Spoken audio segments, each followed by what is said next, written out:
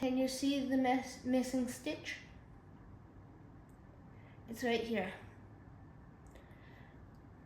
If you have one of these, all you need is your knitting with the missing stitch and a crochet hook. First, you stick your crochet hook inside of the loop. Then you push it in under the line going across. You grab the line and you pull it through. And then if you have a second one, you do that again. And then you put it back on the needles.